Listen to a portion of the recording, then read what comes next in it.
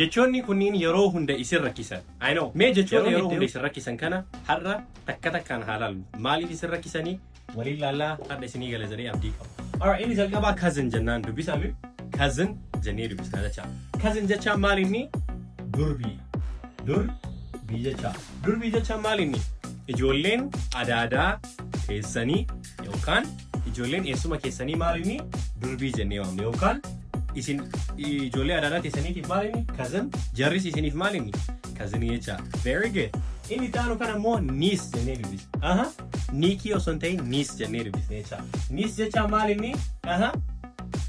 Obboleettiin keessan eenyuun argachaa jennu? Intala. Intala jecha daughter jennaan jecha. Daughter. Ilma jechaan immoo son jecha. So obboleettiin keessan akkuma heerumtee maal deettee?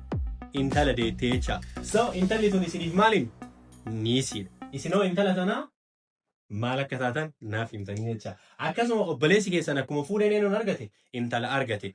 Intalli isaa isiniif maalinni? Intalli obboleessi keessanii isiniif niisiidha. Isinoo maalinni yookaan intalli obboleessa keessanii sun maal jettee isin waamti jecha.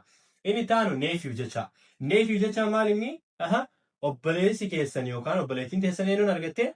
Ilma yookaan son kan jedhamu kan argatte jecha. So inni mucaan obboleessa keetii yookaan mucaan obboleettiin tee deette maal keeti?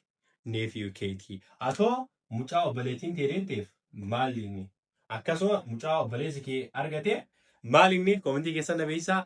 Like, share, follow gochuun dagatina. Isinitti tolee jira jedhee yaada. Bye bye.